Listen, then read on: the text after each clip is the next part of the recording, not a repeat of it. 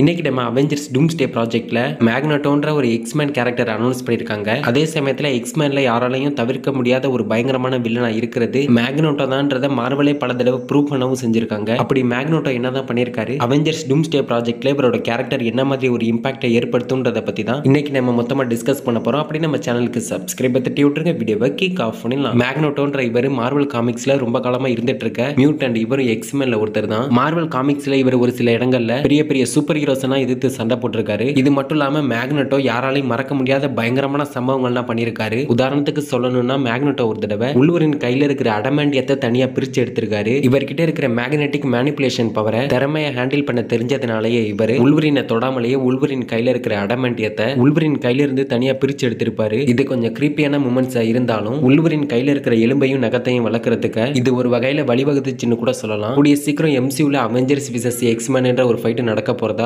ஏகப்பட்ட ரூமர்ஸும் பரவிட்டு தான் இருக்கு. அந்த வகையில இந்த ஒரு இன்சிடென்ட் நம்ம லைவ் ஆக்ஷன்ல பாக்குறதுக்கான கொஞ்சம் அதிகமான சான்சஸும் இருக்கு. இது என்ன சம்பவம், இதை விட ஒரு படி மேல போய் மேக்னட்டோ மொத்த அவெஞ்சர்ஸ் டீமையுமே எதிர்த்து நின்று அவெஞ்சர்ஸ் டீம்ல இருக்க எல்லாரையும் டெஃபீட்டும் பண்ணிருக்காரு. மத்த வில்லன்ஸோட கம்பேர் பண்ணும்போது மேக்னட்டோ தன்னோட சக்திகளை இயற்கைக்கு ஏத்த மாதிரி தான் பயன்படுத்தி தன்னை எதிர்க்கிற எதிரிகளை எதிர்த்து சண்டை போடவும் செஞ்சிருப்பாரு. இதுவே அவருக்கு சாதகமா அமைஞ்சிருச்சுன்னு கூட சொல்லலாம். அவெஞ்சர்ஸ் டீம்ல அயன்மேன் கிட்ட இருந்து ஆரம்பிச்சு அவெஞ்சர்ஸ் டீம்ல இருக்க எல்லாரையுமே அடிச்சு வீழ்த்தவும் செஞ்சிருப்பாரு. காமிக்ல மேக்னட்டோ பண்ணதுல இது ஒரு தரமான சம்பவமா இருக்கும். இது மாதிரி மேக்னட்டோ ஒரு தடவை அப்போகலிப்ஸையுமே முழுவதுமா தோக்கடிச்சிருக்காரு. எக்ஸ்மேன் அறிமுகமானதுல இருந்து அவங்க ஏகப்பட்ட முக்கியமான நிகழ்வுகளை சந்திச்சிருந்தாலும் அவங்களுக்கு அதிர்ஷ்டவசமா பெருசா எதுவும் கிடைச்சதுல இருந்தா சொல்லியாகணும். Age of apocalypse X Men cross over கதையில மார்வல்ல உள்ள சக்தி வாய்ந்த கேரக்டர்கள்ல ஒன்னான லெஜியன் மூலமா ஒரு புது டைம் லைனுமே உருவாகி அங்க பூமி அப்போகலிப்ஸ்ல உள்ள கொடூரமான வில்லன்ஸால சிதைக்கப்பட்டு வந்துட்டு இருக்கு. அப்போ அங்க மேக்னட்டோ மட்டும் இல்லனா இந்த கதையோட முடிவு இன்னுமே மோசமா அமைஞ்சிருக்கும். மேக்னட்டோ ஒத்தால எழுந்து நின்று போராடி அப்போகலிப்ஸ் ரெண்டு துண்டா பிச்சு போட்டிருப்பாரு. அப்போகலிப்ஸ் இம்மார்டல்ன்றதுனால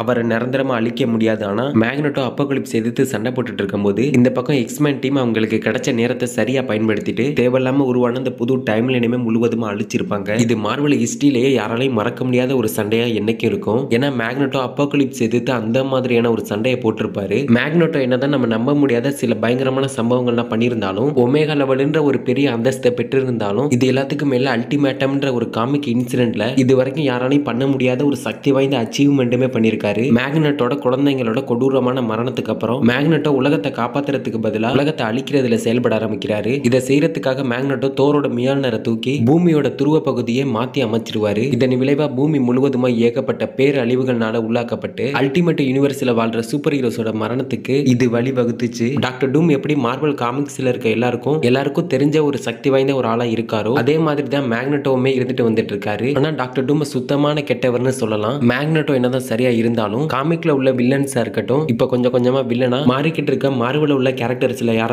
யாரா இருந்தாலும் டாக்டர் டூம் அளவுக்கு யாராலையும் வில்லனா இருக்க முடியாது. டாக்டர் டூம் தன்னை தவிர மத்தவங்களை ஒரு துளி அளவு கூட நம்ப மாட்டாருன்றதை நிரூபிக்கிற விதமா காமிக்ல ஏகப்பட்ட இன்சிடென்ட்ஸ் நடந்திருக்கு. ஒரு கட்டத்துல டாக்டர் டூம் அவருக்கு உண்மையான சக்திகள் இன்னும் அதிகமா கிடைக்கணும்ன்றதுக்காக தன்னோட சொந்த மகன்களையே தியாகம் பண்ணியிருக்காரு. டாக்டர் டூமோட கடந்த காலம் என்னதான் மோசமான நிகழ்வுகளை சந்திச்சிருந்தாலும் டாக்டர் டூமோட கம்பேர் பண்ணும்போது மேக்னட்டோட கடந்த காலம் ஒரு அழகான பொற்காலமா இருந்துச்சு. மியூட்டன்ஸோட மோஸ்ட் பவர்ஃபுல் லிஸ்ட்ல முதல் இடத்துல இருக்கிறது மேக்னட்டோ தான். மேக்னட்டோ கிட்ட என்னதான் இவ்வளவு சக்திகள் இருந்தாலும் டாக்டர் டூம் எதிர்த்து நின்று ஜெயிக்க முடியுமான்றது ஒரு கேள்விக்குறி தான். பட் எனிவேஸ் இன்னைக்கு நம்ம பார்த்தா காமிக்ல நடந்த ஒரு சில முக்கியமான இன்சிடென்ட்ஸை பத்தி நீங்க என்ன நினைக்கிறீங்கன்றத கமெண்ட்ல சொல்லிட்டு அப்படி நம்ம சேனலுக்கு சப்ஸ்கிரைப் தட்டி விட்டுருங்க. அடுத்த வீடியோல பார்க்கலாம்.